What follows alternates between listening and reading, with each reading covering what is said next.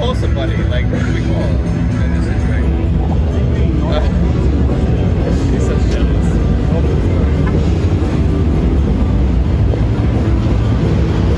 They were literally in front of his cars, stopping traffic. That's amazing. Look, we can get in it. Is the door open? Yeah, no, they're done.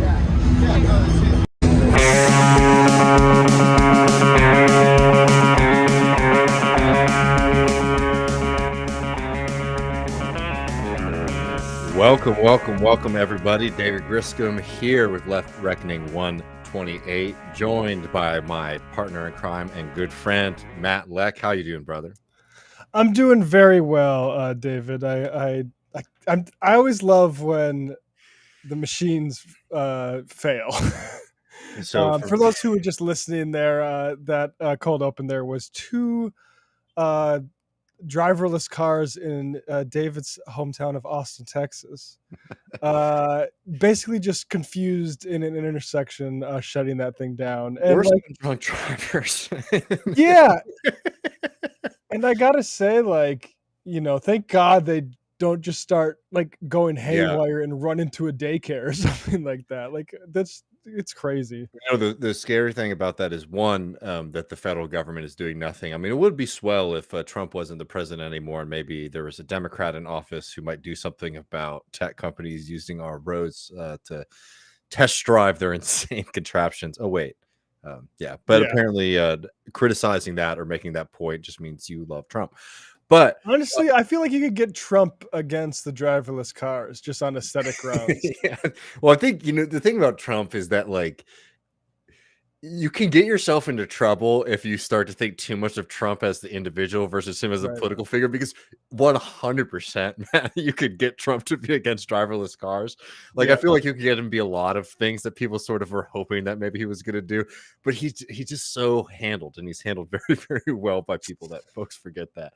But frightening thing here for folks, who've been reading my work in Jacobin on this show and in other places, HB 2127 means that you can't challenge state code when it comes to local regulations. And guess what? We have a state code in the beautiful state of Texas. Auto drive cars are legal, baby. So until we break that power, you don't even have the ability as a city to challenge that kind of shit. So fun stuff in the home and the land of the free. But folks, we got a pretty great show for y'all tonight. In just a little bit, we're going to be joined by the one and only Max Alvarez, a person who I respect immensely for his work at the Real News Network and at his podcast, Working People's Pod. He's going to be joining us to talk about big news. Big news. We were going to have him come on and talk about Obama and his new Netflix documentary. Sorry, folks who came here for that. We'll have to get him on later because just this morning, there was an announcement that the Teamsters have come to a tentative agreement with UPS. So we had Max on here to sort of talk about what's in it, how we can maybe think about it. And I think most importantly, frankly, talking about people who are sympathetic, supporters, members, participants in the labor movement, how we should sort of orient ourselves in contract fights and struggles like this that we aren't directly engaged in, right? That we're sort of supporting from the outside. Always really great and enlightening to speak with Max. I mean, just to kind of set the table a little bit more for the interview, is it your impression that it's sort of what we're seeing is definitely a victory and a step forward, and to the extent that if the rank and file sends it back, it just means that there's an even more militant appetite among the rank and file than we expect. So I mean, I'll just put this up before we do our opening segment. This is from the Teamsters for a Democratic Union. For people who aren't familiar, that's a group within the Teamsters, which in my opinion represents maybe more radical militant aspect of the Teamsters. We've had Paul Prescott on the program before, who's an organizer with them. You should check out his work and what he talked to about us when he was on the show. But this is how they're framing it.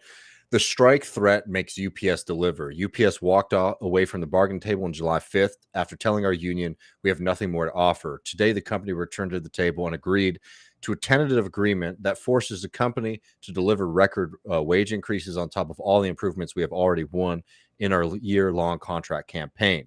And in it, they sort of lay out many of the wins, including an end to two-tier contracts, no more two-tier 22.4, part-time starting pay increase, full-time increase, pension increases for IBT, UPS plans, current part-timers, like a lot of big wins in this. And like the way I think to think about this, the way that my comrades within the union and people who have been talking to me have been sort of framing this has been, look, if the rank and file rejects this contract because they think they can win more, that's great, right?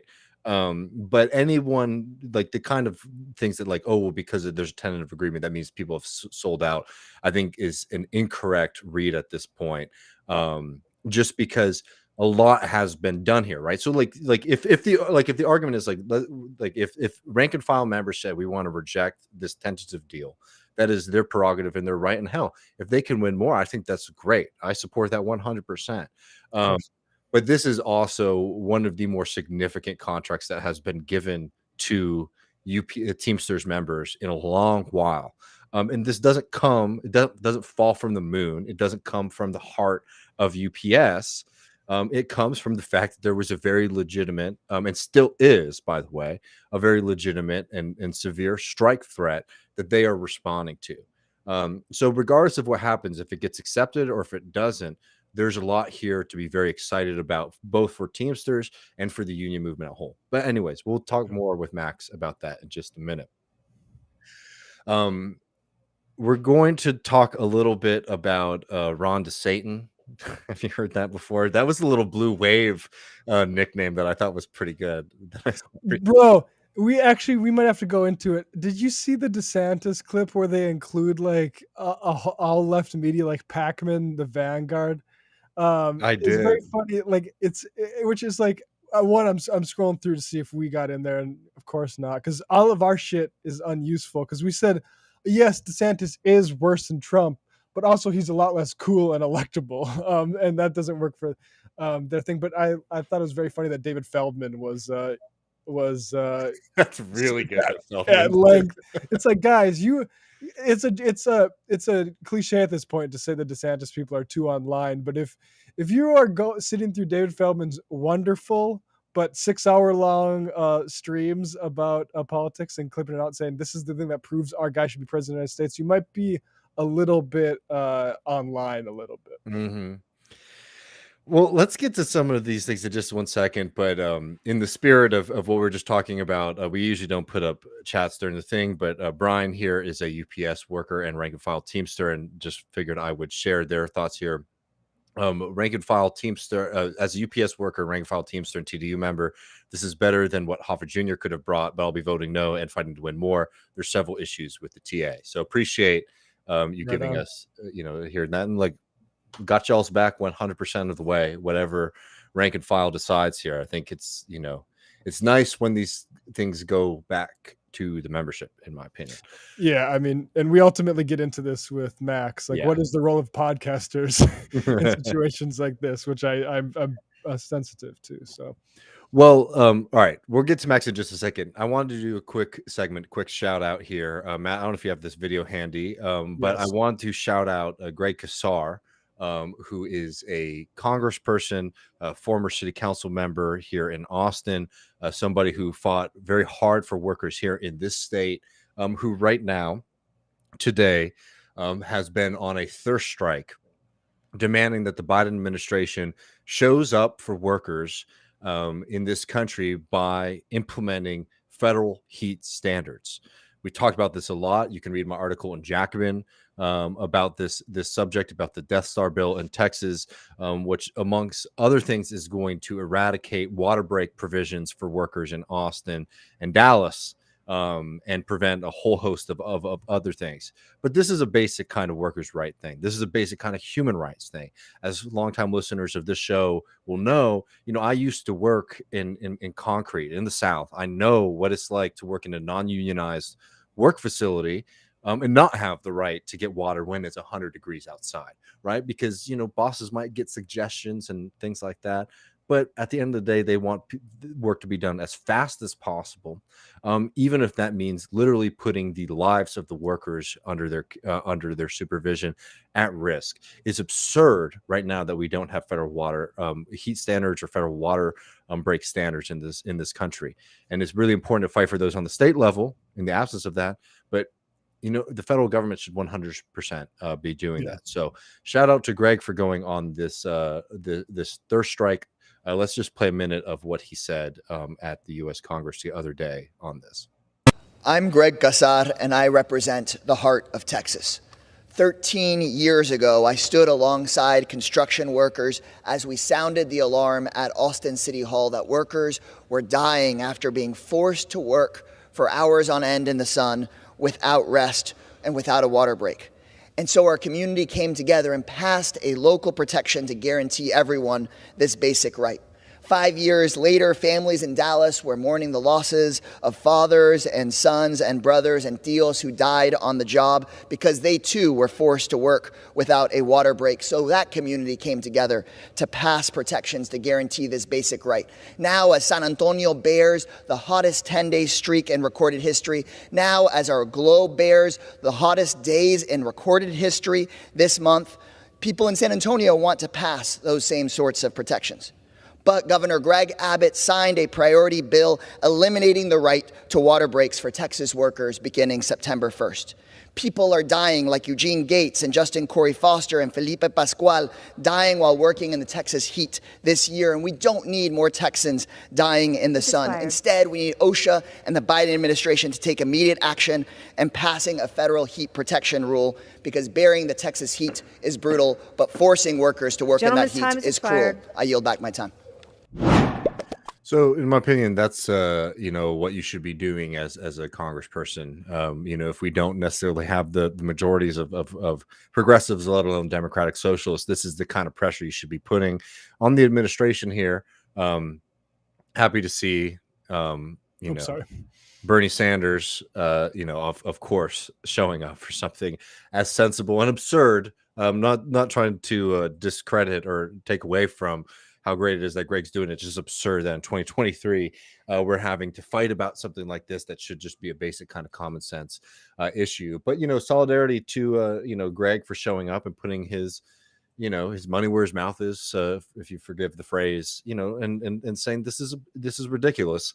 This is dangerous. People are literally dying right now. This is a life and death issue. It sometimes can seem so simple of a thing to say that people working out in the sun should be able to have access to water, should be able to cool down under the sun, in the shade when it's hot out. And remember too, for people who might have not had experience working outside, like heat can kill so fast. It's not just that it's uncomfortable. And one of the things that's really horrific about heat illnesses and heat deaths is that they can happen one suddenly, in the sense that your body heats up way too quickly. But they can also take a long time to materialize. So like when we're talking about some of these heat deaths of workers, a lot of times these are people who come back, they're dizzy, they're showing signs of heat exhaustion, but the death doesn't happen maybe at the work site. It happens 4, 5, 6 hours later. So it can create a lot of damage. And it can kill very fast, and it can also kill over, a period of time.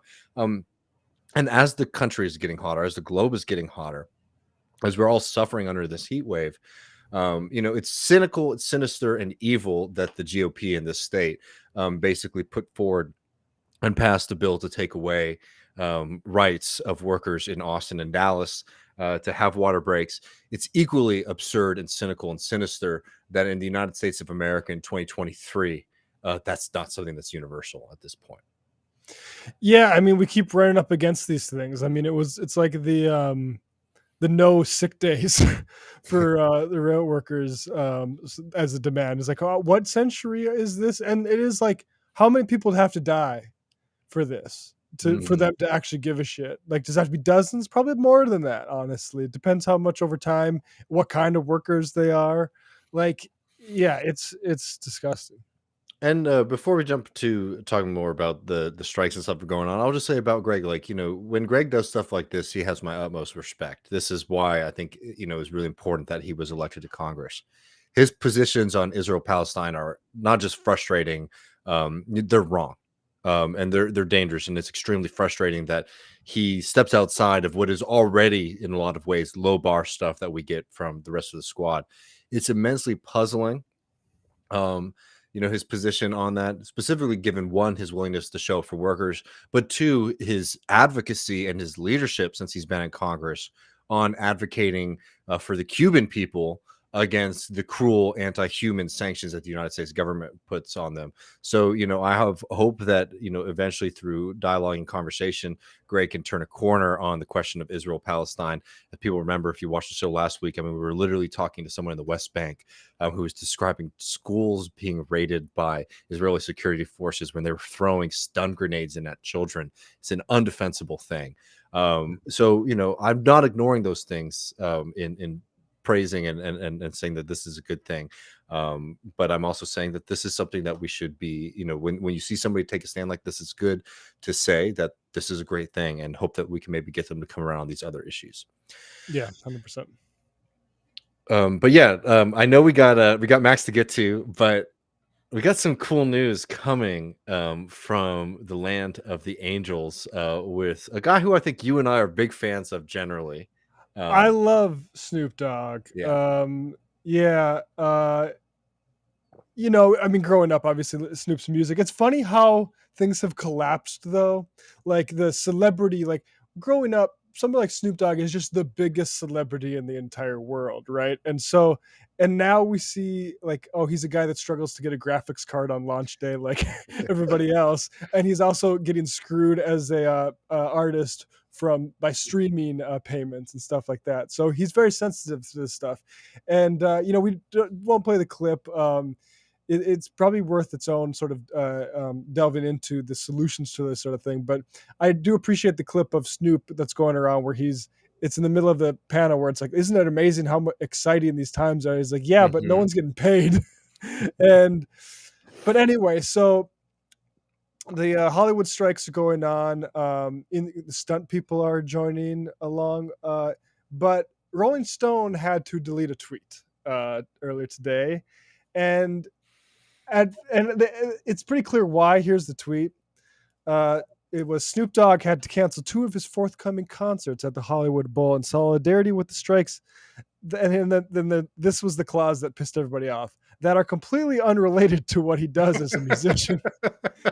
Now, that tweet is gone, and the article now mentions his sort of like issue with the streaming model and stuff like that. So I just think it's good to throw a little bit of chin music at the media now, because they are going to try, especially like Hollywood Reporter, these magazines that have connections with the studios, they're going to try to drive this stuff apart. You already saw this with a clip of Matt Damon made to look as if he was anti-strike, and then you played the full thing and it was actually a much more forthright like support the strikers thing. We have to be very like on guard against that in this time. And so I appreciate the chin music thrown at Rolling Stone there, because obviously this is everyone is dealing with this right now, including, I would add, reporters for places like Rolling Stone, right? And the solutions to all the money getting sucked out of all of this and going up into like financiers' pockets and investors and that stuff is to decommodify the essentials, right? Like we need single payer healthcare. We need public housing that's worth living in, that an artist is not embarrassed to live in, or like that actually like, doesn't have gas fucking stuff giving you asthma. Like we need actually like solid decommodify higher education. We need people to be able to go to school and pursue these sorts of things that are beyond just STEM. Like we need all of these things broadly. No, 100%. And like it's a great thing to see somebody like Snoop Dogg. And I just got to say that like this is the second appearance of Snoop Dogg on this program, if you remember, Matt. And the second or maybe the third appearance of Matt Damon. both of those times related to a very dumb thing, which was NFTs and crypto. Right. I think Oh, Matt right. Damon more directly, Snoop Dogg a little bit unclear, but it's No, probably Snoop, leaning into it. bro, Snoop sent his own double. I mean, it's funny because it's like arm's length, but also definitely like he sent a guy to be there, his representative at the crypto thing. But yeah, this is it. This is the actual thing. Is like, how do we actually get paid? It's not going to be none of these speculative like assets. It's not going to be nothing. We need the government to step in and reclaim these sorts of profits and put them back into a social use. Yeah. I mean, that's it. So shout out to Snoop Dogg, shout out to Matt Damon, shout out to Greg Casar. You know, these are tough times across the country. They're tough times politically. And I will say this, that when times are tough, if I had to pick one movement to be successful, I would pick the labor movement over any electoral force. 100% every Yeah, of time. course, yeah. So, you know, electorally, politically, we're in a very difficult time. Seeing these big moves for the Teamsters, seeing what's potentially cooking up with the UAW, seeing what's going on with Hollywood, with the writers and the actors on strike right now is huge. And finding ways to support these things and understand that kind of common sense human worker like solidarity that is out there. You know, and seeing figures, yeah, it's like, okay, yeah, Snoop's rich, right? Matt Damon's rich. These guys don't have to fuck around and play this game, right? They're secure. Like, of course, they can win more, and that's a good thing, right? That's a great thing.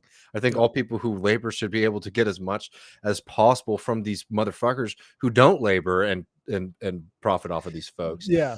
But you know, when in the grand scheme of these things, these guys are set, and the fact that they're still showing up for everyday folks, because remember, like on the Hollywood strike, sorry, I know this is supposed to be a quick segment, Matt, but like I will just say this: you're getting all this really. There's a section of the American left right now that I think is falling into really bad class analysis when it comes to what like labor movements to support versus others. Remember that the vast majority of these people, like those guys who you see on TV, who you're like, oh, I know that guy. You know, I don't really know where they're from. The vast majority of those people, like really financially, are people like us. Particularly now, if you talk about streaming, where these guys are getting nothing when it comes to residuals, right? So like a lot of these people who they might be recognizable to you as a figure, they're not making it like they used to. So, you know, when you have guys like Matt Damon and Snoop Dogg and all these other folks, or Mark Ruffalo showing up in solidarity with these people, that's a really beautiful thing and a really beautiful lesson in solidarity, something different than what we saw, unfortunately, for example, with the NBA strike. You know, when Obama made a call and got the big stars of the NBA to basically turn their backs on a player walkout. These are things that like we should all be supporting, particularly Matt and I, as people who, you know, put content out there for people, but all of us.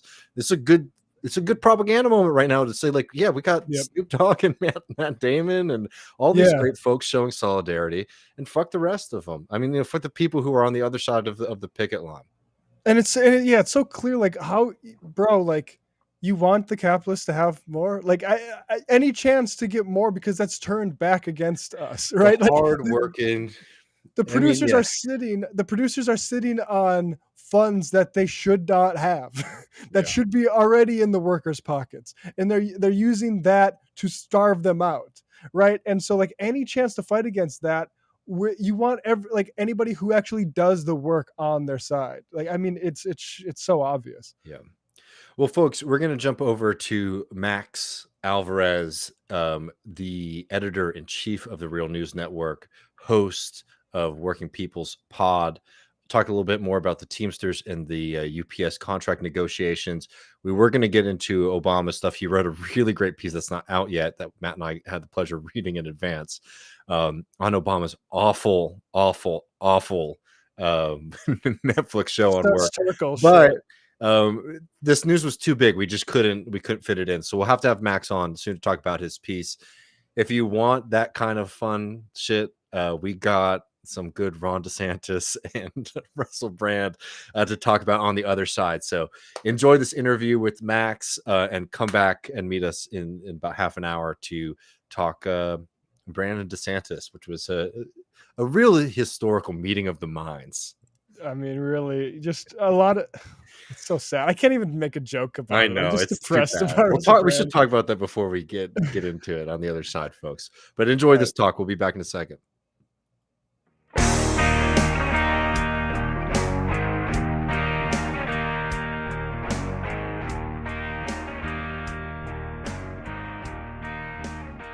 Welcome back, Left Reckoners. David here, joined by Matt Leck. How you doing, brother?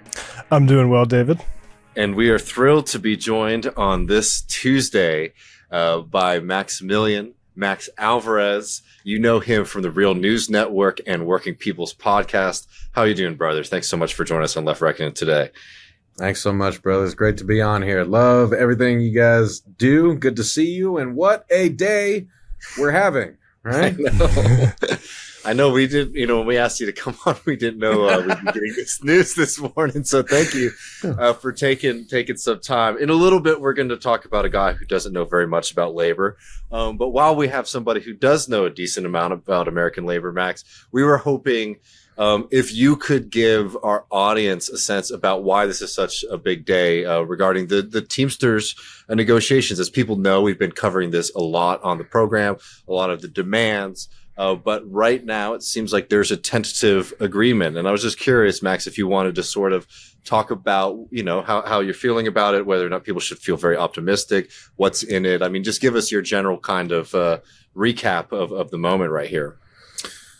Yeah, I mean, I'll give my live impressions as best as I can. But I guess to make the point about why this is such a flustering moment, is I'm in here, as folks can see, I'm in the green room of the Real News because I've got the great Teddy Ostro, host of the Upsurge podcast, where he and Ruby Walsh have been covering the UPS contract fight for the past year in a really incredible, in-depth way. And so if folks are trying to make sense of this, obviously go back and rewatch the coverage from Left Reckoning.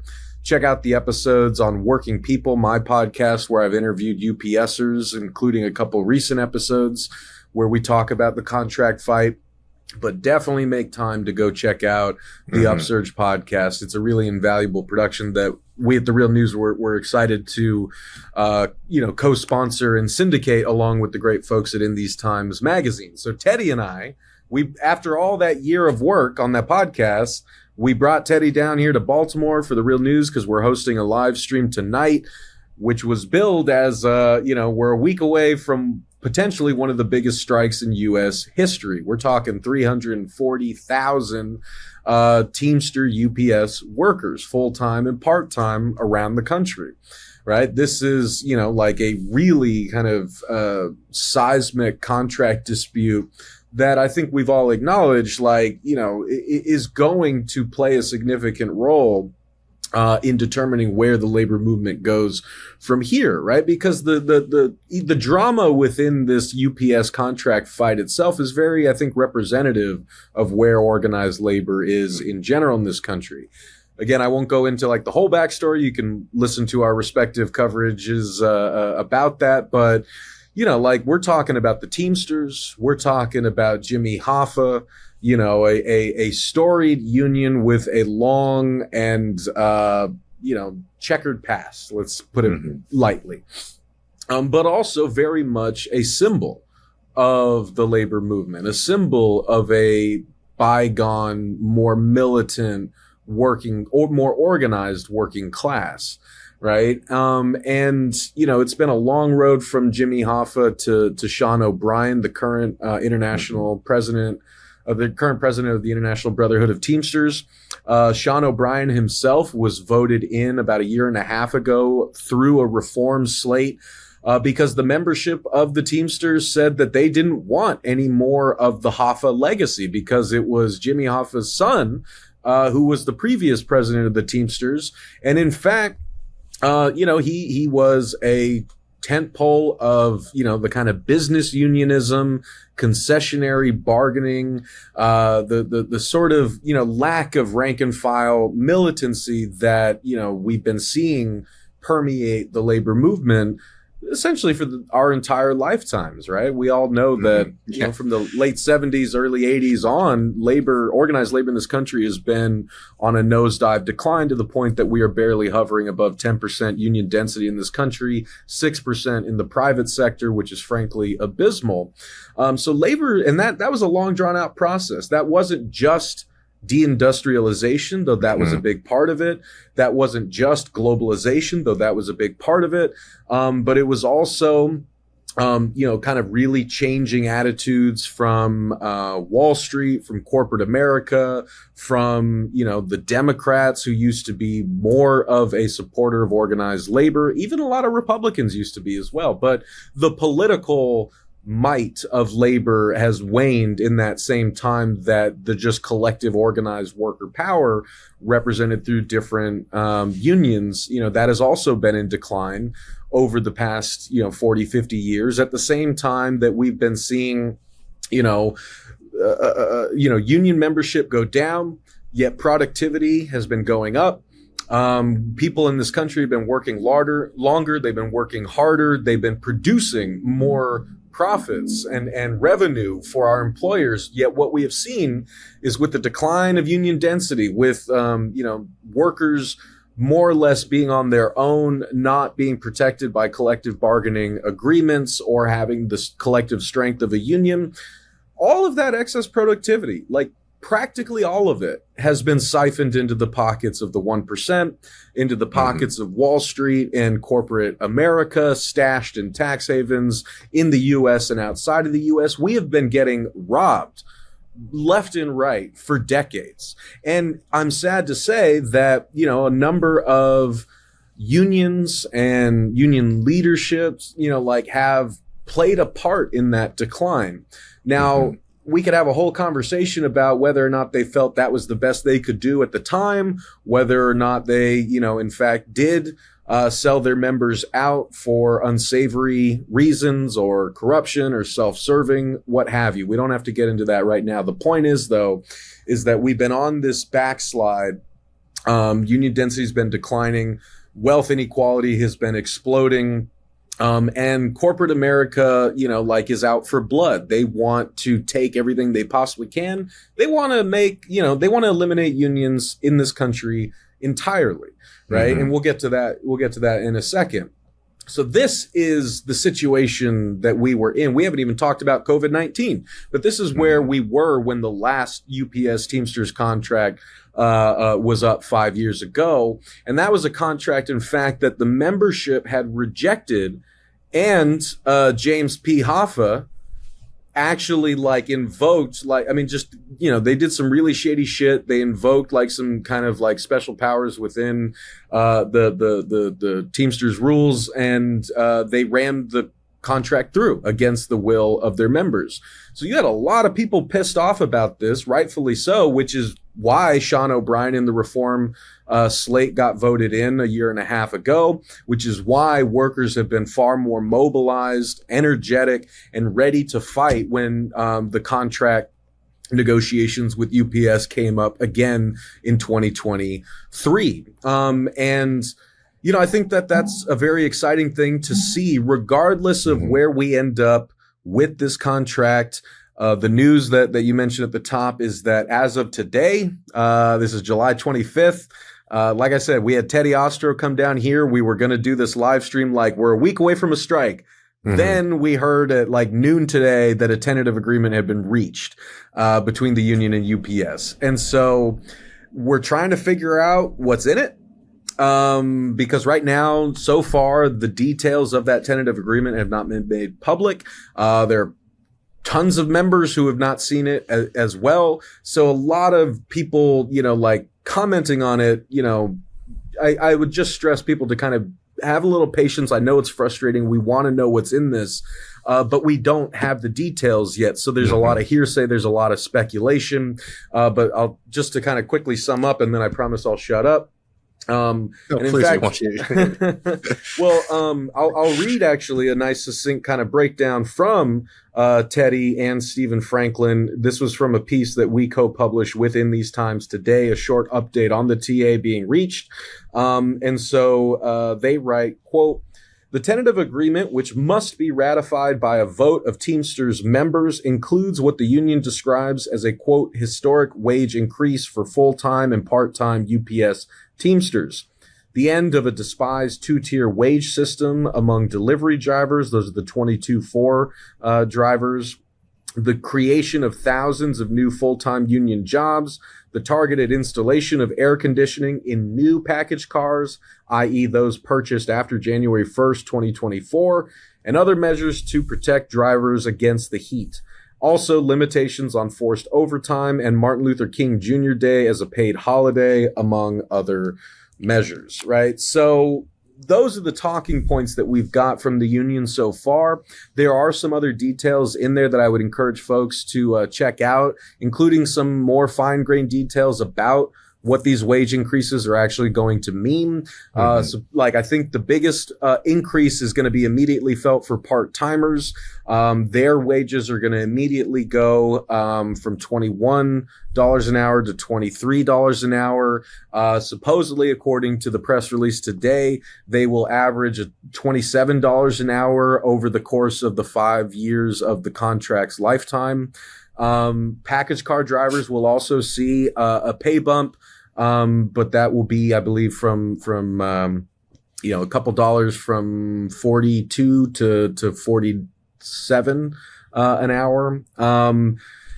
So the devil's really going to be in the details, but I mean, and you're not going to have everyone happy about this because you've got such a massive bargaining unit with people in the package cars, two tiers of people driving those package cars, people in the warehouses, people like at all kinds of tiers doing similar work, but making wildly different amounts for that work. And that was really kind of at the crux of this fight, was like to try to condense and eliminate those tiers that have become such a rampant force in UPS, but we've also seen 2, 3, 4 tier systems become a plague in and become a really big rallying cry for other workers who have gone on strike of late, including John Deere workers. The 2-tier system there was a critical rallying point for their strike.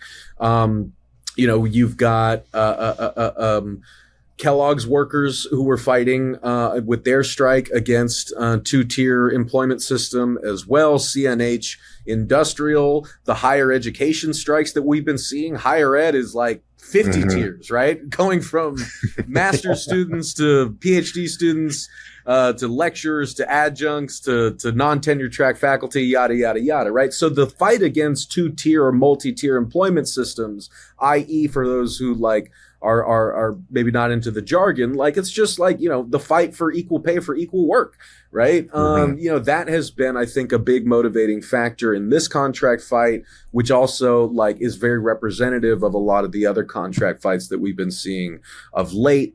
A renewed labor militancy after a period of, Did we lose Max for a second? there we go. Oh, sorry. Did I cut out? We lost you Cut for a out little second, bit I there. think Yep. it's okay. Yeah. Okay. Well, I talked enough. Max, I'm curious. You mentioned like these different levels within this union, and I'm curious because Working People's Pod has such an important place. I'm curious your philosophy and like what's appropriate, because obviously if the rank and file vote against membership, that's easy, right? Like we support the rank and file. It's harder if it's like a very close vote, for instance, when a lot of people, particularly like our audiences, are really hungering for like militant labor action. So I'm just curious how you approach these things. Well, it's a really great question, and I appreciate one of the reasons I love your guys' show, right, is because you actually think about these things, right? Because you can tell when pundits and pontificators, it's not important to them, right? They just want the clicks, they want the outrage, they want what they want more than they want what the workers want.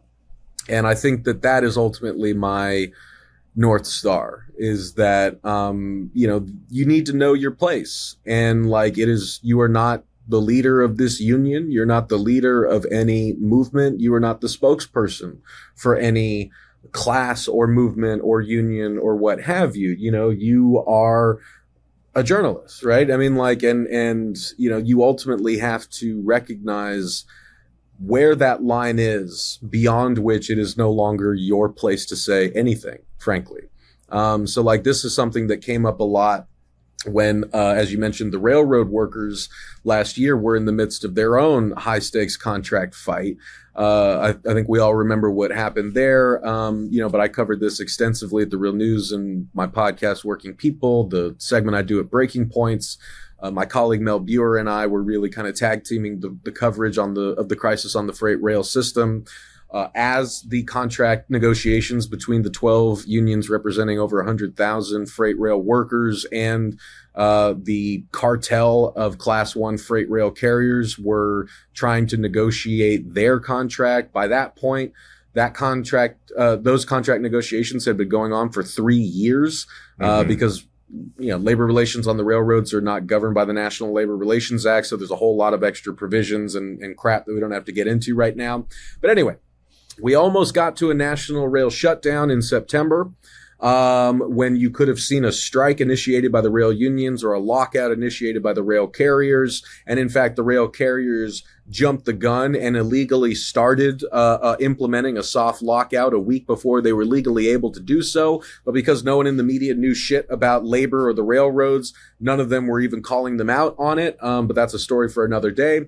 So we went through that whole thing, and then we came up to the point where a number of unions had voted against the tentative agreement that was reached in September, that was brokered by the Biden administration, and kind of postponed what was an impending national rail shutdown in late September, kicked the ball down the road to late November, early December. That's when scab Joe Biden and Democrats and Republicans in Congress conspired to crush the rail workers from striking and force an agreement that they didn't want down their throats, and effectively endorse all the greedy and destructive practices that have destroyed the rail industry while making record profits for rail executives and their shareholders, right? So in the midst of all of that, when, folks were really hungry for information about which way the different unions were going to vote, because this was very complicated, right? Because on the rail system, if one of those unions goes on strike, it will effectively trigger a rail shutdown because all the other unions have provisions not to cross picket lines, right? So you didn't need all 12 unions. You didn't even need the biggest of those unions, like the Brotherhood of Locomotive Engineers and Trainmen or Smart TD, to be the ones to go on strike. Without, you didn't need the big ones to go on strike to cause a national rail shutdown. And so you had what you were talking about there, Matt. You actually had some unions vote the tentative agreement down, some pass it, but by extremely narrow margins. And like what workers would kind of tell me in that case is that, a lot more people probably would have voted this down if they thought that Biden and Congress would let them strike in the first place, but they didn't. And so they voted for it just because they felt like, this has been going on for 3 years now. I want my back wages. I'm tired of having this fight, and they're not going to let us fight anyway. And so there you're in an interpretive position, right? Where people are asking you, what is the membership saying? You can try to synthesize that, communicate it, and let people know the calculus that rank and file workers are making. But I think if you call yourself a journalist, if you believe yourself to be at least nominally beholden to any semblance of journalistic principles, and also, if you believe yourself, if you're honest with yourself about your role as someone in the media who is supportive of the movement, wants to see the movement grow, wants to see workers win, but needs to know your place, then that's a moment where I would tell people, I was like, here's what workers have told me. But ultimately, it's not my place to say how they should vote, right? Because I'm not in their position, right? And it's not my union. right? And frankly, there are a lot of discussions and hard decisions that need to be made between people's families, their coworkers.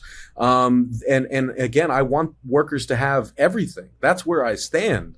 But I also respect people as human beings with individual agency. And any good organizer will tell you, like, you cannot violate that principle. You have to always respect people's agency. You can't control people. You can't tell them what to do. They have to be the ones to kind of walk through that door themselves. They have to make the decisions themselves. You just got to keep being there for them and support them either way, even if they don't make the decision that you want to. So I think, like, ultimately there's a long-winded way of saying that in cases like these, I want workers to have everything. If there are people who are being short shrifted by this contract, and that is still a very real possibility, because if part-timer pay goes up, that's great. But if there are no provisions for minimum hours, then UPS is just going to offset those fucking hours so that they're essentially taking home the same amount every week. Maybe like they'll get a little bit more, right? Or like UPS, as they did with the past contracts, they're saying we're going to create 7,000 new positions in the company, full-time positions. Past contracts, they said it's going to be 10,000, it's going to be 5,000, whatever. Then everyone forgets about it. They don't have to meet those like requirements. And in fact, UPS never does. They just say, as part of this new deal, we're going to create X number of new full-time jobs. And then people forget about it by the time, you know, the contract is in effect. So there are plenty of ways that workers can still get screwed over here. But I mean, the Teamsters have pulled a lot of concessions out of UPS. That also should not be forgotten here, right? I mean, because, go. No, sorry. I was just going to say, and like one thing that we've been covering here too is that like this is like a good example, right? Regardless of what even ends up happening with the final contract, the ratification, like just the success that we've been able to see from the outside of like the things that have been able to be negotiated in this contract, that's good for the UAW, for example, right? Like, you know, like this is a major event. This Teamster struggle is a major event, but it's also a major event in what seems to be a big wave of major events in labor. And I think particularly for people who are just sort of maybe watching this as a pro-labor person, in general, like understand that this is a part of like this massive wave that's happening right now. And these are like, you know, these are victories in pushing this movement forward. In the general sense, like this gives people confidence because look, there's no doubt about it that the fact that across the country, Teamsters doing a practice strike, for example, like plays a role in these contract negotiations, right? You know, regardless of if you think this is the right contract or not, it's like this scares the bosses, right? And these are things that weren't happening as much 4 or 5 years ago that are very, very good, productive, like changes. Yeah, no, I think that's exactly right. Because also like, I know the and we don't even have to talk about Obama. We can do that another time. But like if we're talking about like what this says about where the movement is and where we could go from here, right? Again, there was so much in the UPS contract fight that is indicative of what so many other workers are going through around the country, especially after COVID-19. Right. Because think about it, for everyone watching and listening, to state the obvious, when COVID hit, that was a boom to the e-commerce model. That's why Amazon, you know, like saw its profits like soar, and you know, the wealth of, you know, Jeff Bezos and other, you know, like oligarchs just exploded over the past 3 years. And it was UPS and FedEx, you know, like, and delivering those packages, right? And so you had workers in the warehouses, workers in the package cars, risking their lives like all other essential workers to keep the economy running. And a lot of people died. A lot of people got sick. They were having all of this, you know, additional work piled onto them. It was a really, really brutal 3 years for UPS workers. That, I think, is the consistent theme throughout all the UPS workers I've talked to, is they say it has been a rough few years for us, and we deserve more than what we are currently getting. And we made this company over $100 billion in revenue in 2022 alone. Like, think about that. $100 billion in 1 year in revenue. And like, then UPS was coming to the table, like, you know, with these like BS sort of proposals on the economic issues. That's why the, you know, Teamsters were really playing hardball with them, just like John Deere workers were when they voted 2 tentative agreements down about 2 years ago, because they were like, no. Like, you are more profitable than you've ever been. You have the money. We see it. We're making it for you. Like, you need to put up, and we need to be compensated for all that we have done to make you those profits. And I feel like one thing that has been really like positive, just from like a media analysis thing, is like Sean O'Brien has been really good at hitting those talking points when he's on air. Like, really good about talking about profit in a way that I think is maybe different from the way like maybe even like a typical liberal or Democrat might describe it. I mean, really using kind of class terms as to where the money's going and who's producing it.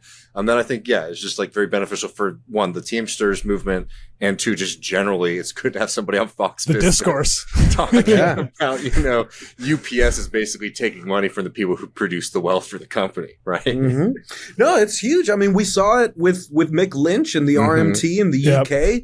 Like, if you've got someone who's really effective at navigating the corporate media propaganda or its state-owned, you know, BBC kind of propaganda, like, it can really have an impact for people who just don't ever get that kind of sharp, succinct perspective on the media that they watch, right? And that is a huge difference between, like, say, now and 1997, when the Teamsters, UPS workers last went on strike, right? I mean, because I was a conservative in 1997 in Southern California. We had Fox News on all the time. It was like a new thing. We had right-wing radio on all the time. But even on the other like news channels, it was all just sort of like, how is this going to hurt the consumer? Right? How are you, the consumer, going to be inconvenienced by this? And the Teamsters, to their credit, were able to circumvent that and flip the kind of anti-worker, anti-union propaganda in 1997 on its head with the phrase "part-time America won't work." Right? That was their rallying cry. And people, workers around the country were feeling that message because they were also feeling the explosion of part-time and, you know, what, less than full-time, more precarious work. You know, they were seeing their wages stagnate even though they were working longer and harder. And, you know, we were going through the realestate.com boom, so on and so forth. Right. So like the phrase, and the concept that for working people to have a comfortable, dignified life and to not spend every waking moment of their lives working just to get by and just to scrape by to make ends meet.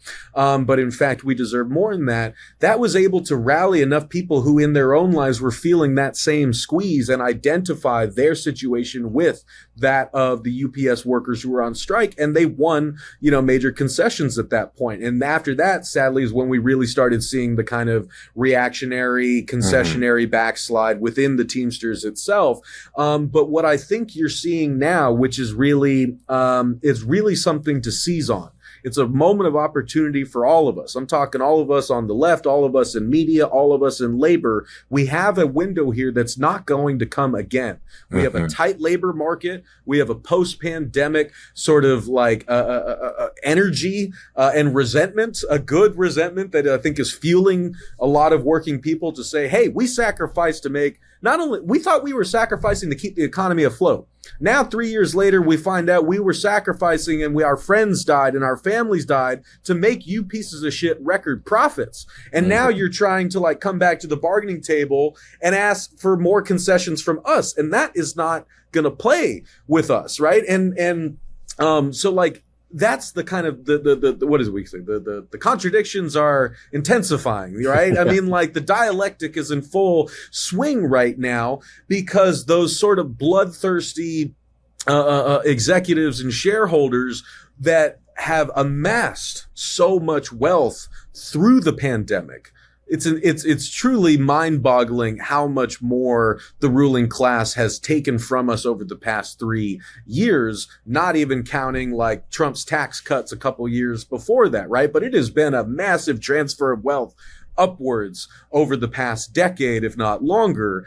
And so you are reaching the point where the more powerful and the wealthy and that like, you know, and the more consolidated the business class becomes, because that was another effect of COVID-19 is a lot of middling and smaller businesses got wiped off the table, got absorbed into Amazon and other like, you know, like massive behemoth entities like that, so on and so forth. And so as the market becomes increasingly dominated by, you know, these different conglomerates, these, you know, 2 or 3 mega corporations that aren't really competing with each other, right? So like when that even the fiction of competition in the market starts to fade, what you end up with is oligopoly. And you end up with like cartels like on the railroads with the major class 1 freight rail carriers. They're not competing with each other. They all got their own portions of the country carved out. They got their the shippers who need to use the freight rail systems essentially locked in, and they have to use the rails, so they're going to pay whatever the railroads are charging, right? When you get a situation like that, you see capitalist true colors. They don't want to compete. They want to like put in the least amount of effort they possibly can and exploit the fewest amount of people they can for the maximum amount of output they can, so they can be stuffing as much as they can into their own goddamn pockets. And now the reason I think that this is an opportunity for us, because it's like it has to get this bad for us to kind of, you know, stand up straight, clench our fists and really like fight back with the force that we need to fight back with, is that the more oligopolized the economy becomes, the more a sort of like non-competitive market emerges, dominated by, you know, a few sort of oligopolistic entities, and they are not being regulated. They're not being, you know, their antitrust like effectively doesn't exist anymore in this country. So what that means is that these same corporations that are screwing over their workers to make all those excess profits and who feel so powerful that they can just steamroll any union or any uppity workers that get in their way, they are also taking advantage of their consumers, because they're like, well, if we're not competing with anyone, then we can just put out the lowest quality product, because where else are people going to go? Right. And that's where I think there's a really interesting kind of connection here, where a lot of consumers are on the worker side, because we are also, and it's also like we're all worker consumers anyway. There's no clean division between who we are as workers and who we are as consumers. Like we work, we make our wages, and then we go buy shit and consume, right? So we're all in that kind of same boat. But I think like from like the Hollywood strikes that are going on right now, the writers' strike, SAG-AFTRA, you know, set workers with IATSE are you know, like making moves as well. You know, they are kind of pointing this out. They're saying the things that you guys hate about Hollywood, we hate it too, right? Because they are making it impossible for us to make a living as writers. They are creating these mini writing rooms that have fewer writers who are meant to pump out more work in less time, get fewer residuals through streaming services, so like they can't make a living.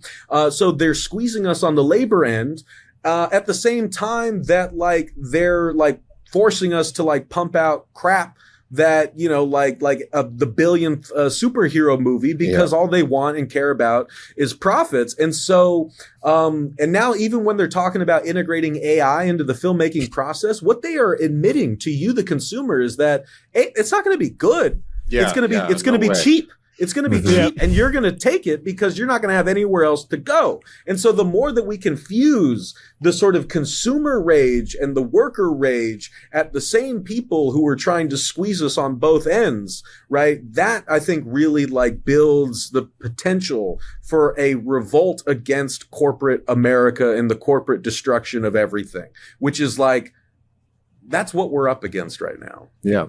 Absolutely. No, I mean, I think that's an important point. And, you know, I think it's something that sometimes we miss on the left. We just did a big thing on Rosa Luxemburg's Reform and Revolution. And one thing that I was just thinking about when you were talking is that, like, she writes a lot about consumers, actually, which seems strange. You wouldn't expect it maybe in like an early 20th century Marxist text, but it's in there. I think it's worthwhile to strategize around that. But Max, I know you got a lot going on this evening. Thank you so much for joining us today on Left Reckoning and all the great work you do on Working People's Pod and the Real News Network. It's always a pleasure talking with you, brother. Thanks, brothers. Appreciate it. Thanks, Max. Solidarity from Baltimore, guys. All right.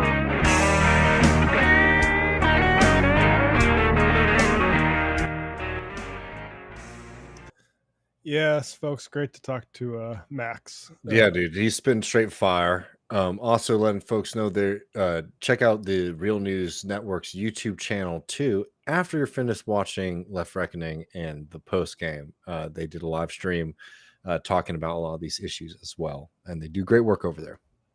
Yeah. Speaking of not doing great work, Russell Brand, We jumping in. who I have a long history with Russell Brand. Russell Brand heads will know this. Only the real Russell Brand heads will know what the audio boom episodes are. I listen to every radio show / podcast this guy put out for a long time, and I thought his politics, like, initially I thought they were decent, and you know, he would always like name check Noam Chomsky and stuff like that. He wasn't the most He serious did the guy. audiobook of Mark Fisher's Capitalist Realism. Exactly, and because he wasn't afraid to take certain stands on certain issues, some more thought out than others. Like he appeared dressed as Osama bin Laden at the MTV studios the day after 9/11, which was when he was, addicted to heroin, which, as he says, to kind of explain that. But he also mentioned the Nazis regarding Hugo Boss at a award show. And also stood up for the NHS a number of times, which is like the type of work that I mainly appreciated and would like to see more of.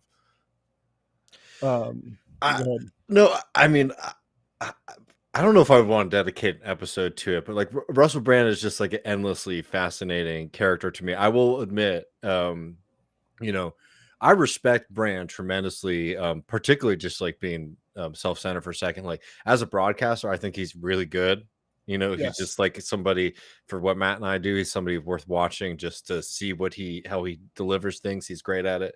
I know Brand. I casually, I was never a Brand head like Matt. But I know Brand from, the famous Mark Fisher essay, Exiting the Vampire Castle, where I still like agree with Mark Fisher's defense of Brand in that piece. And which is why, like, it's sometimes sad and hard to sort of look at what this is. But I mean, I think I don't want to like open up a whole can of worms before we jump into the segment, Matt. But like, really what I think this is that like COVID and some of these things really gave kind of wealthy folks who are maybe, more countercultural, let's say that, right? Iconoclastic thinkers. And out, right, where like you don't have to talk about the NHS or class politics, right? You could talk about mask mandates and shit like that, right? Which is easier to do as a rich person than to say that, like, what's going on with workers in this country is bad. And and there's a whole lot the irony there, though, the irony with that is the guy who I always liked as Russell's sort of partner in crime is producer named Matt Morgan, who honestly I looked at myself as the Matt Morgan to Michael Brooks's Russell Brand when I started that.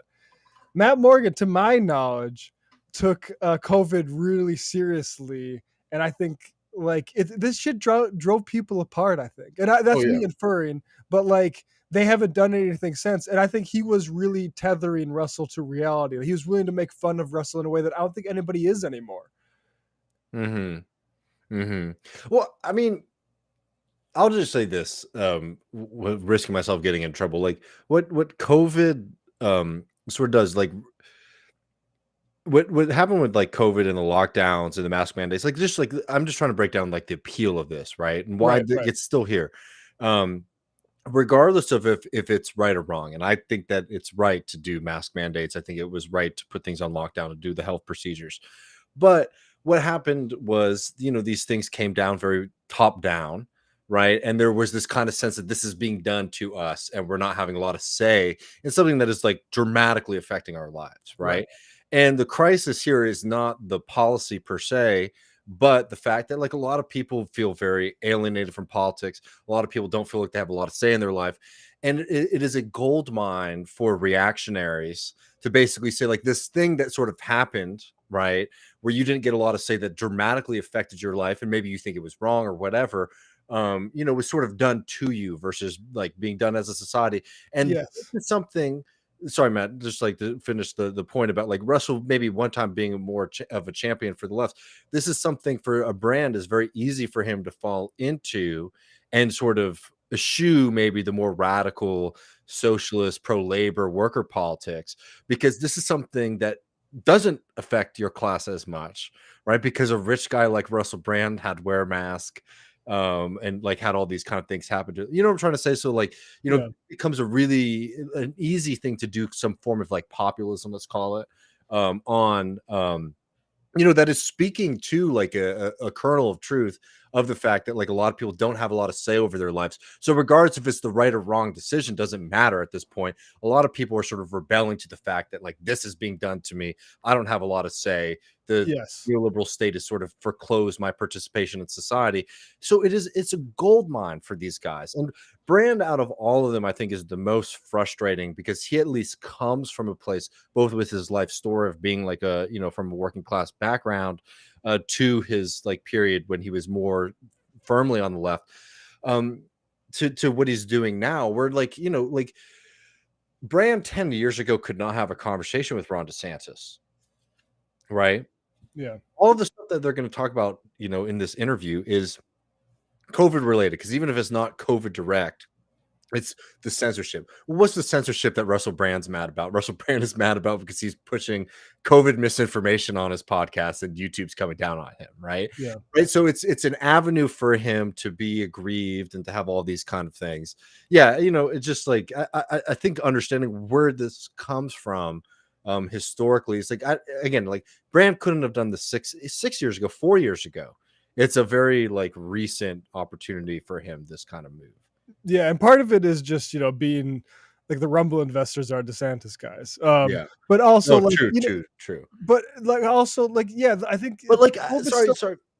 Go ahead. No, I'm just saying like I don't think in another universe Brand does this flirtation with the right, because I guess what I'm trying to say is for Brand it becomes easier to do it because you don't have to turn your back on workers' rights. You don't have to turn your back on all these other kind of things that I think Brand sort of believes in, right? We can talk about maybe if he does sincerely or not, right? Mhm. But he doesn't have to do this about face. He can say, oh, well, the right is the force that is challenging this thing that Right. now I have sort of elevated to like the central aspect of politics, right? So Yeah. like it is a right turn, don't get me wrong, but it's like a right turn with caveats, if that makes sense. Well, it's a libertarian turn, Yeah. really, and Yeah. like, and it makes sense. Like, and then I think it can be overstated how successful this is. I think because it's like kind of rational, and you have major media figures doing it. But it does make sense that people in a society where anytime the government is acting on you, it's not like for your benefit. Mhm. That and like, yes, I think it's totally understandable, but he's also like it's.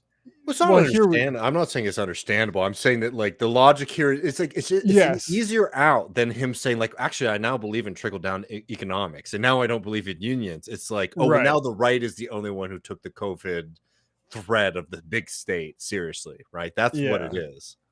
And so we get here. In Florida recently, I was struck by the amount of pride that Floridians have in their state. You appear to be universally endorsed by the population of Florida. Well, I'm glad you noticed that. I was born and raised in Florida, and while I've always loved the state, we didn't have the same type of pride growing up that, say, people in Texas have about Texas. Wow, I missed that little kicker there. Interesting. A little bit of, That's for me, but yeah. you don't have to But investigate that in depth. the big one was this, and I did confirm that this is actually in the show unedited. The surfs clipped it here, but this is actually how this ran, and it like you said, I believe this is coming into how he's doing a grand jury about some COVID stuff. And the thing that's sad about this is like I mentioned, like Russell and David Sachs and all these Rumble investor guys who are in the bag for DeSantis. I would like to think that Russell wouldn't need to do like mid-roll advertisements for Yeah. shitty products. I'd like to think he's making enough money that the shitty thing is though, is I wonder how those deals were structured, because Rumble stock has been down since that deal was announced. It's down, I think, like 20% or something like that. Gives Like a shit, dude. It's like the same reason. I'm sorry. It's the same reason no other Twitter thing is going to work. yeah, Do you know what I mean? It's like no one gives a shit. until Elon kills it entirely. Yeah. But here is this clip here. For example, I've got a grand jury hearing evidence in Florida about misrepresentations by pharmaceutical companies over COVID-19 jabs. There's not another elected official in the country who's been willing to ask those types of questions. You know, we're doing it, and we're getting answers for that. So I really want to know who Russell's looking at off screen here, because throughout the course of this interview, he's very, very like someone's signaling from him. They should be behind the camera. I present a great opportunity for people because I have all the right enemies. You see it by how they're attacking me, but I also have a proven record of beating the wrong enemy is Donald Trump. And we would do the same thing as president. Thank you, Ron. I appreciate you answering that question. That's an excellent answer. Now, Ron, I'm sure you're aware that our show is sponsored by Sheath Underwear. You know that already. You don't need me to tell you that, Ron. You've got bigger fish to fry. And surely we've noticed that it's summer and it's getting hot out there. And I don't know about you, Ron, but I'm getting pretty hot down there. Now, if you wear traditional, old-fashioned underwear like your granddad, you and me, Ron, will be vulnerable to sweating and chafing all over our precious reproductive organs. Once that temperature's high, I mean, I don't know what Donald Trump wears on his privates, but I tell you, Joe Biden, that guy goes commando. Summertime is not an issue if you wear Sheath underwear. It's ergonomically designed with separate compartments to keep everything down under dry and cool. This bit's dry and that bit's cool. The quality is amazing. And with so many different designs, there's something for everyone's testicles and penis.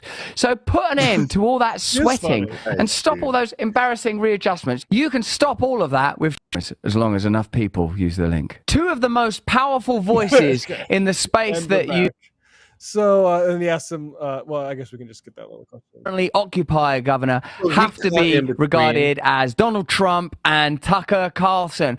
Yeah, so he talks about how he gets along with those guys. So, I mean, look, it's great that that Russell Brand is out here supporting a veteran founded company. Sheath was conceived of sheer necessity in the sweltering heat of the Iraqi desert by U.S. Army Sergeant Robert Patton. I can't. I'm not going to try it. I'm not. This isn't a problem for me. I'll be honest, but like I can't see how that solves it over an overly engineered. We don't have to get too much into the logistics of it. No, I mean it's crap. It's crap shit for morons, and it's pretty incredible that that Ron DeSantis, an American presidential candidate, not that I have tremendous respect for the for the office, is having these cuts put into his interview with Russell Brand. I mean, where do we want to start? We want to go to DeSantis, or we want to start with keep with Brand for a minute? Well, actually, I do have a piece on DeSantis on the war in Ukraine if we want to get into how this veteran talks this. But you go ahead. Where do you want to go? Oh, I mean, all I'm saying is that like the best thing that Brand does in that interview is that segment. I mean, that's the respect that you should give to Ron DeSantis, right? Absolute nobody and a loser and a bigot. It's a shame that he spent the rest of his time buttering him up. But if anything, that little nudge at in the middle or whatever it was is good. I mean, look, it's bizarre. It's disappointing from Brand, somebody who I held out. I know you did too. We held out hope for Brand for a while. I could imagine like what if Russell, take it from me, a Russell Brand fan, what Russell would do if he was still good. What would make this show one that I would love to seek out is if he would ask like, hey, what about Guantanamo? Right. But and that's the type of thing that he would absolutely do. That's no different than bringing up the Nazis at a Hugo Boss fashion thing. That's be provocative. But instead, he's on this new shit about having convivial conversations with these motherfuckers, and With like the that's right. not interesting. Exactly. You know, with the people who thought his family was subhuman, right? With like the offspring of Thatcherism. I mean, it is a betrayal in such a large way. And like, you know, a lot of times, like I think the left, particularly like left media, can be really annoying where it's just like, oh, well, you say this, you sort of overstep this, and we're coming at you now. Like, this is a full-on betrayal. I mean, what Ron DeSantis has been pursuing in Florida is not only just like the war on like human beings in the sense of like what he's doing to immigrants in that state, to education in that state, to his lack of care for like a very serious health crisis.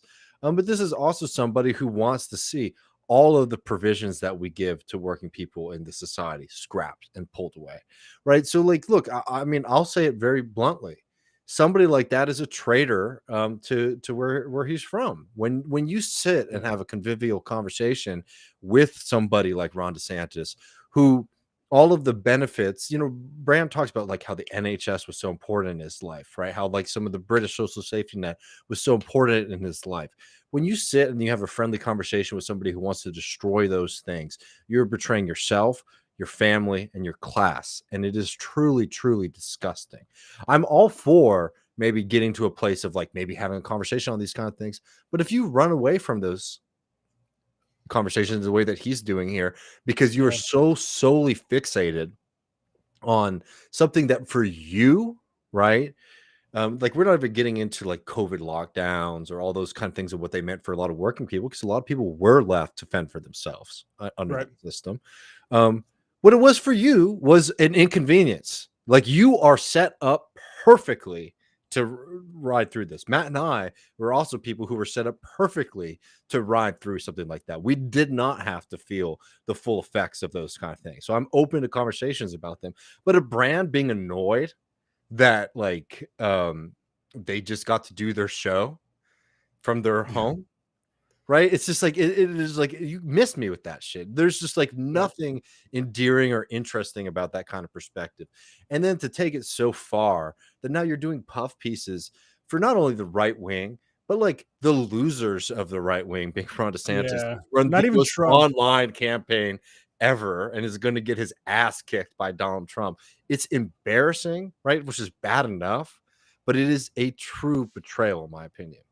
Yeah, no, I think you're right. I mean, just to take it on, and here's Russell looking at his maybe his former self through the window, like what is that, a Christmas Carol or something like that. But I would eliminate the federal Department of Education if we can. I don't think that the federal government was never envisioned to have really any role in K through 12. What they've tried to do is they've tried to use funding to force behaviors of K-12 districts, school districts. So, for example, on the women's sports, trans, you know, they say, you know, you have to have, if a man identifies as a woman, they have to be allowed to do women's sports. Otherwise, you lose lunch money. So they've used that aggressively under the Biden administration to try to change behavior. My view would be like, let's take education, send it back to the states, get the federal government.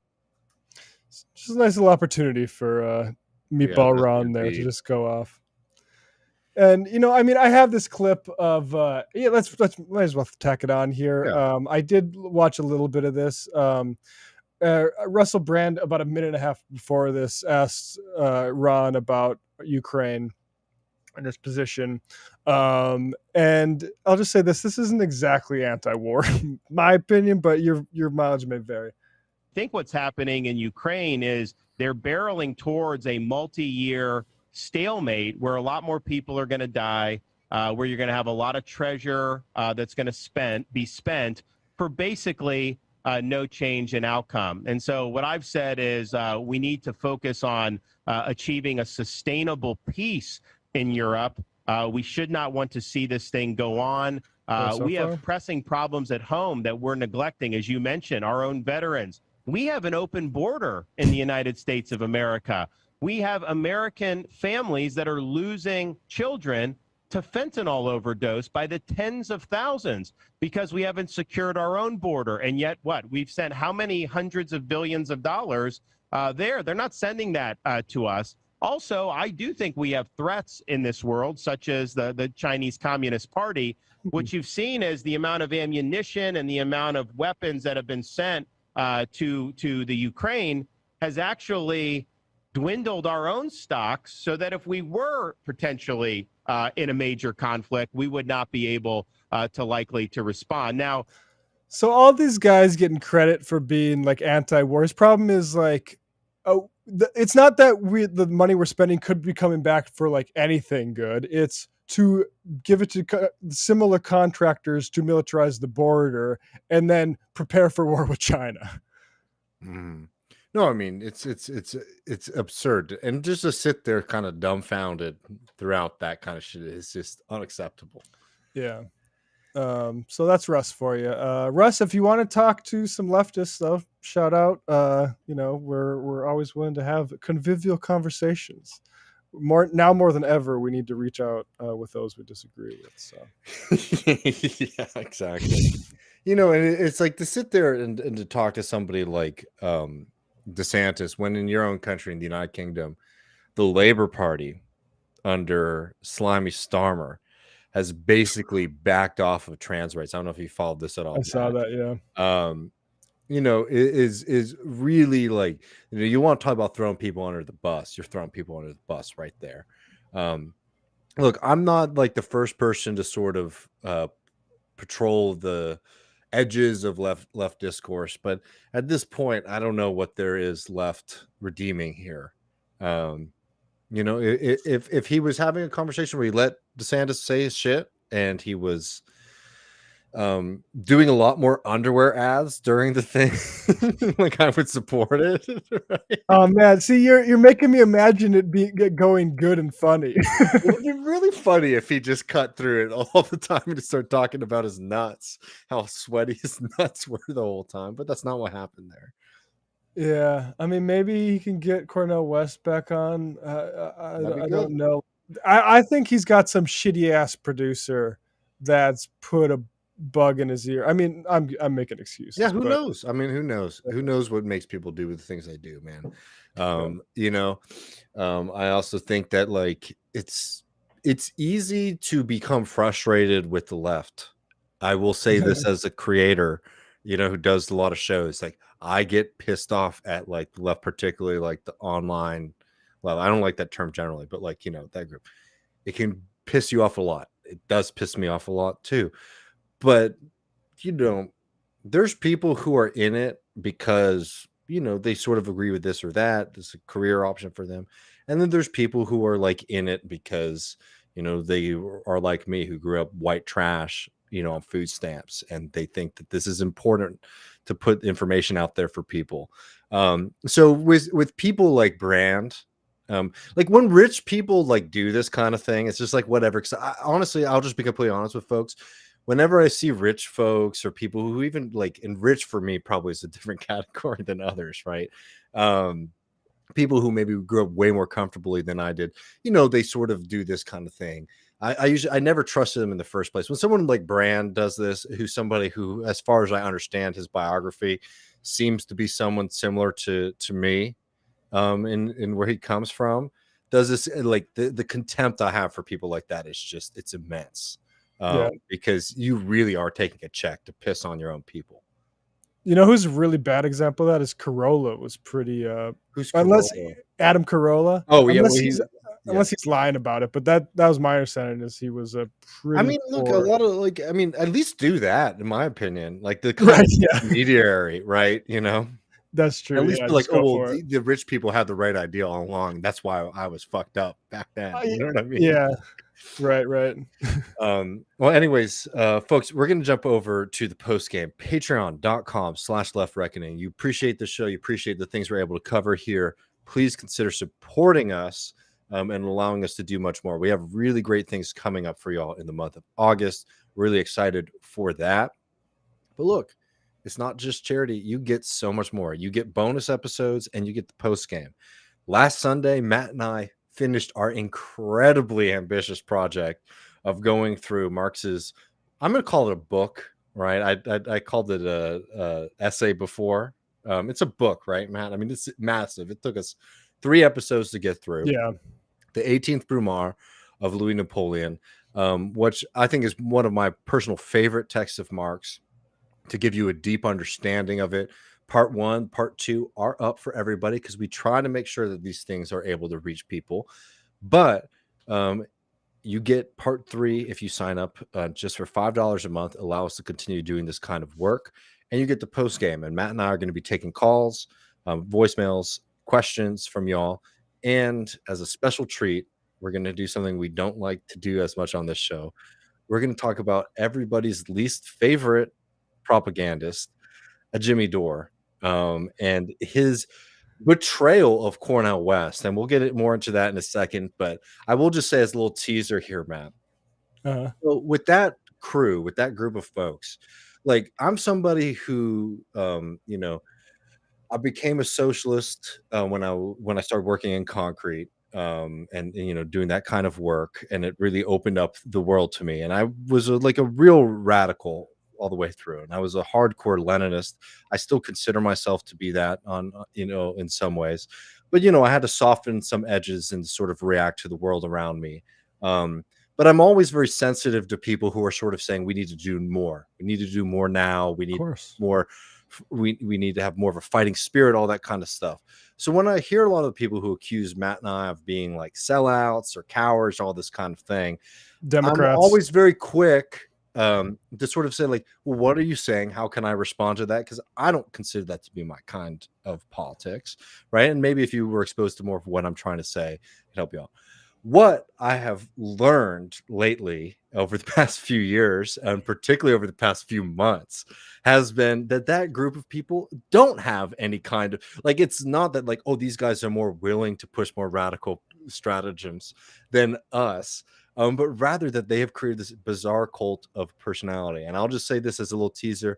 If Jimmy Dore, if I'm saying that like I'm very happy to support Cornel West, and Jimmy Dore is now turning his back on Cornel West, I think that the problem here is a little bit less about somebody's radicalism or commitment to the fight, and maybe has a lot more to do with personal issues and egotism than anything. Yes, he is a nutcase. Honestly, man, him talking about Cornell, it's like, I don't know. It's hard to think of like the delusion. It's like a guy who never played in the pros, like being like, LeBron, you got to do the skip pass to the corner. Like, bro, Cornel West has done a lot of media, Jimmy. Yeah. Like even anyway, we'll probably more than him, frankly. Absolutely. Yeah. Absolutely more on these topics. Cornell's been on C-SPAN like fucking the 90s. Yeah. like I'm sorry that he didn't say Russia was justified to invade Ukraine. And you know why he doesn't say that? Because Cornel West is a thinker versus just a reactionary. But anyways, exactly. If y'all want to get more of that, patreon.com/Left Reckoning. We'll be hanging out. Appreciate all of y'all. I'll be back. Going to be doing my Griscom stream on Wednesday this week, y'all. So I'll be hanging out tomorrow afternoon. But don't wait. Come join us. We'll be over in the post game in just a couple minutes. So see us there. Peace.